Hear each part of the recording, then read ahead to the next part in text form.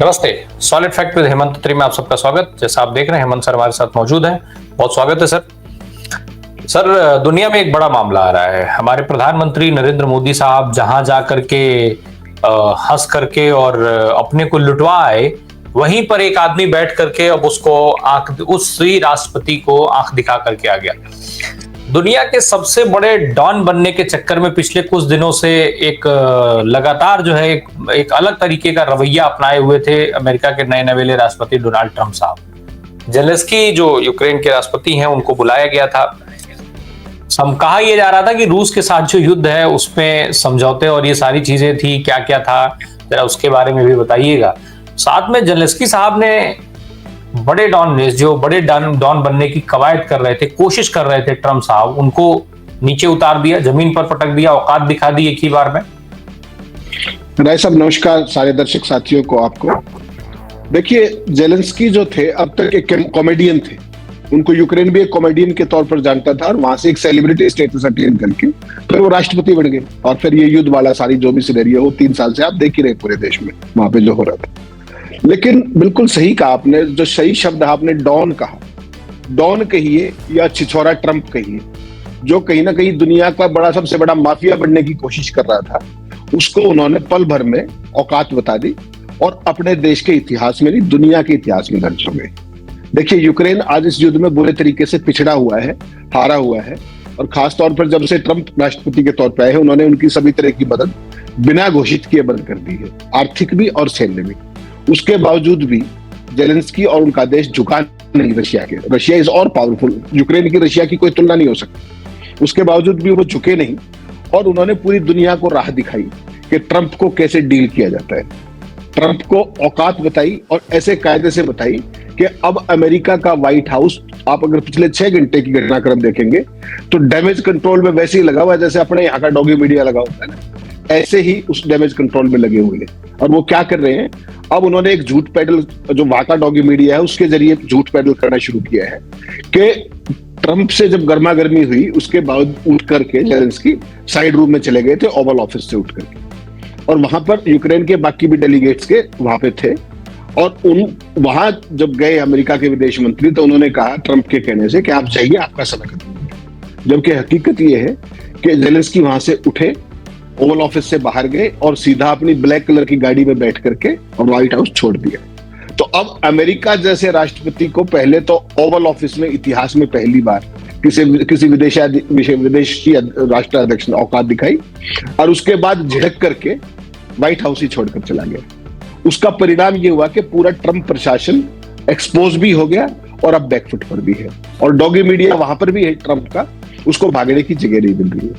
हकीकत क्या है, इसने पूरे इस घटनाक्रम में, ये छोटी चीज नहीं है राय साहब, ये बहुत बड़ी चीज है। आपने जिक्र किया हिंदुस्तान का, हिंदुस्तान की बात तो कर ही लेंगे, खैर पूरा देश देख ही रहा है। पिछले जब से अपने विश्व गुरु वहां से वापस लौटे हैं, उसके बाद वहां के 3 राष्ट्राध्यक्ष मिले हैं उनसे, ट्रंप साहब से। सबसे पहले मिले फ्रांस के मैक्रो। उन्होंने ओवल ऑफिस में पूरी दुनिया के कैमरों के सामने ट्रंप को फैक्ट चेक किया, आपने देखा, सारी दुनिया ने देखा।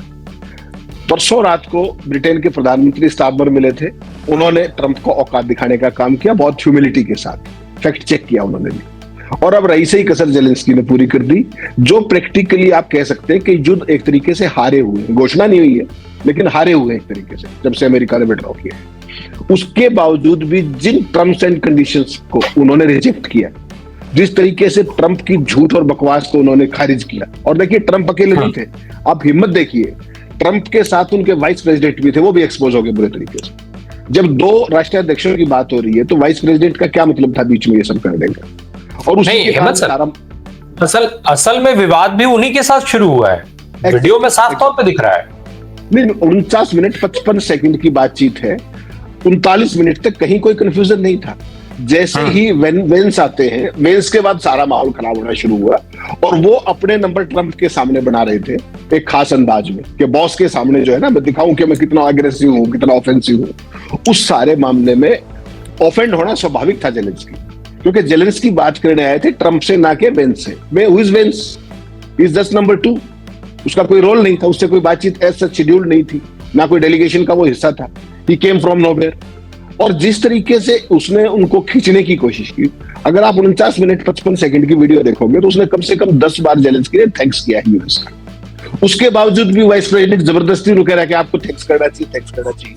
He was offending him basically कि आप मेरे नंबर बन जाए ट्रंप के सामने किस तरीके से। That was one. नंबर 2, जिस तरीके से ट्रंप ने उनको धमकाने की कोशिश की, ट्रंप जिस तरीके का व्यवहार कर रहे थे वो किसी भी मान सम्मान वाले व्यक्ति के लिए डेरोगेटरी है, खासतौर पर एक राष्ट्राध्यक्ष के लिए। तो वैसी सूरत में जेलेंस्की ने जो कुछ किया वो अमेरिका इतिहास की एक बहुत बड़ी घटना है। वो कभी कॉमेडियन होते थे लेकिन वो आज अपने देश में एक नायक के तौर पर बनकर उभरे। और मजेदार बात और देखिए, मैंने एक वीडियो भेजा है, आप देखिएगा उसको। उसमें उन्होंने साफ कहा कि मैं अमेरिका से माफी नहीं मांगूंगा, व्यवहार उनका खराब था, दुर्व्यवहार उन्होंने किया और मैं तो पॉजिटिव उसके लिए गया था, लेकिन उनका व्यवहार वास्तव में ऑफेंसिव था और माफी मांगने जैसी कोई बात नहीं। बिल्कुल साफ कहा है। इसका मतलब वो अभी भी पीछे नहीं हट रहे। सारा जो किया धराया है, ये जो ट्रंप की जो एक आदत है ना जबरदस्ती का डीलर बनने की, डील कर लो। आप ये बताइए, लड़ाई रूस और यूक्रेन की है, अगर उसमें आपको मध्यस्थ बन करके उसको शांति भी करानी है, बहुत अच्छी बात है। क्या कह रहे थे जेलेंस्की ने यही तो कहा कि भाई आप हमें शांति की गारंटी दिलवाइए। कोई भी व्यक्ति अपने देश के आधे खनिज आपको दे रहा है जो आप ब्लैकमेल करके उसको ले रहे हैं बेचारे को।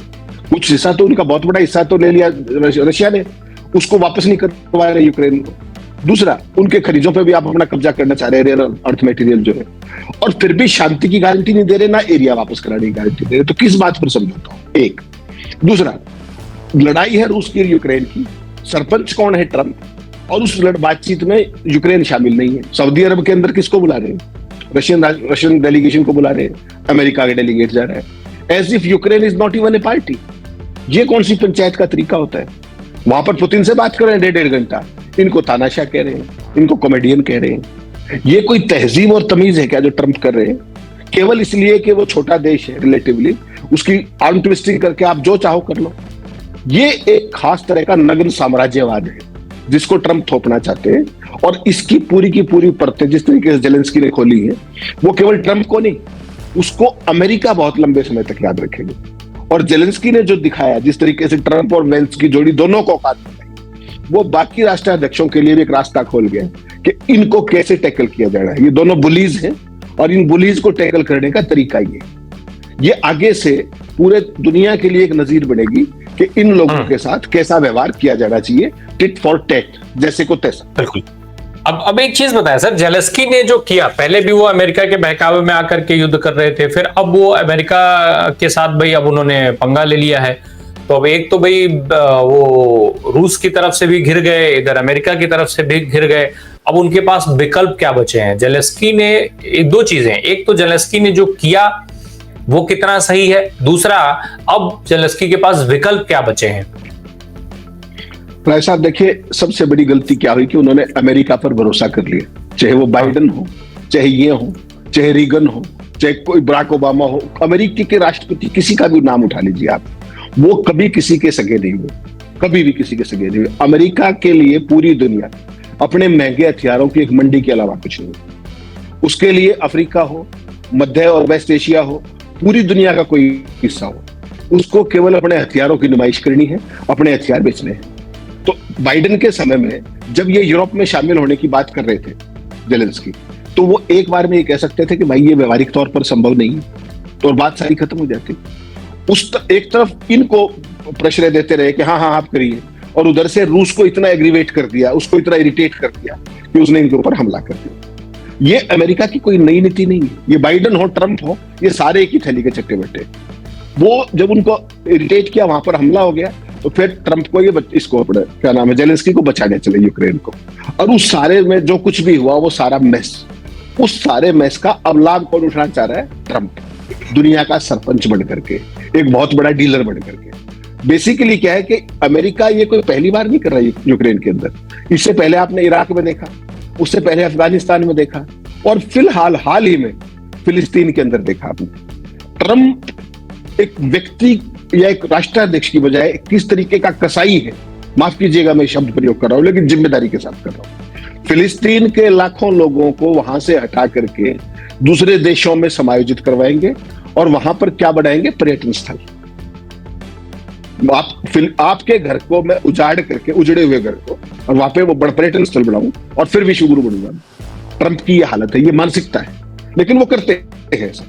और पूरी जो उनके साथ किया, अब यूक्रेन को मझधार में छोड़ दिया ना। वो यहाँ के सत्ता परिवर्तन देखिए किसी भी देश में होते, लेकिन पॉलिसी के अंदर इतना ड्रास्टिक चेंज क्या कोई सोच सकता था कि यूएन के अंदर रशिया और अमेरिका साथ खड़े होंगे, जबकि खास तौर पर रशिया इस मामले में एग्रेसर है, हमला उसने किया था, और अमेरिका सरेआम उनके साथ खड़ा हुआ है।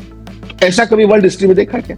और जो ट्रेडिशनल सुपर पावर्स थी, चाहे अमेरिका और रूस की, वो दोनों साथ खड़े हैं, जबकि यूक्रेन को सारा प्रेशर कौन दे रहा था? अमेरिका और बाइडेन दे रहे थे। तो सत्ता बदलते ही सारा खेल हो गया। अगली बात, पूरी दुनिया आप देख रहे हैं जिस तरीके से फिलिस्तीन में जो कुछ हुआ, बाकी इधर जो कुछ हो रहा है, एक पूरा माहौल बन रहा है तीसरे विश्व युद्ध की दुनिया मुहाने पे खड़ी है। और कौन लोग कर रहे हैं ये माहौल? एक तरफ पुतिन है, एक तरफ जिनपिंग है, एक शी जिनपिंग चाइना वाले, एक तरफ नेतन्याहू है, और उन सब के बॉस कौन है? ट्रंप। ट्रंप सबके बॉस बड़े, आजकल सब उनके मित्र हैं। ये जो चार लोग हैं, इनकी जो अति महत्वाकांक्षा है, ये आज के दौर में विश्व शांति के लिए सबसे बड़ा खतरा है। ये आपको स्वीकार करना पड़ेगा। जिस तरीके से, आप एक बात बताइए, रशिया ने एग्रेशन किया, बहुत सारा एरिया ले लिया, उसके अंदर तमाम खनिज पदार्थ जो वहां के रेयर अर्थ मटेरियल है यूक्रेन का, उनके पास चला गया। अब ट्रंप क्या कह रहे थे? सरपंच बनकर के 50% हमारे युद्ध का खर्चा दो।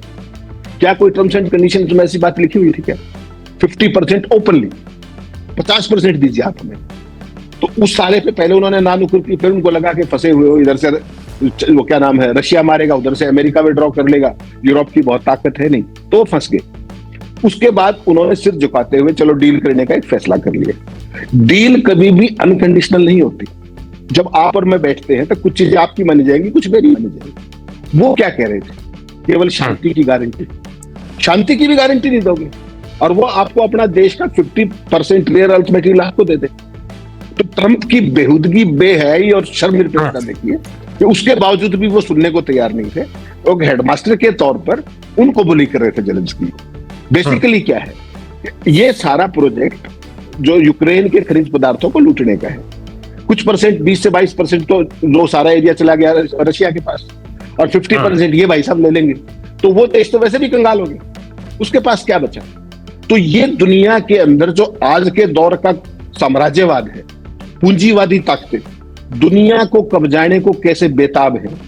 जब युद्ध विराम जैसे मसले पर, गंभीर मुद्दे पर आप इस तरह केयर कर सकते हो, तो भगवान बचाए कि ट्रंप जैसा कोई पंचायती सलाहकार या सोचिए, आप शांति की भी गारंटी कर देंगे, आप एरिया भी वापस नहीं कराएंगे, और आपको 50 लेकिन मटेरियल भी चाहिए। सर, अब एक चीज तो साफ हो गई है कि भाई जेलेंस्की ने जो भी किया, जेलेंस्की ने जिस तरीके से ट्रंप साहब को औकात दिखाई है, वो उससे उनके लोगों का भरोसा बढ़ गया है। साथ में अब यूरोप की बाकी कंट्रीज भी उनके साथ खड़ी दिख रही हैं, इटली से लेकर के और न्यूजीलैंड तक।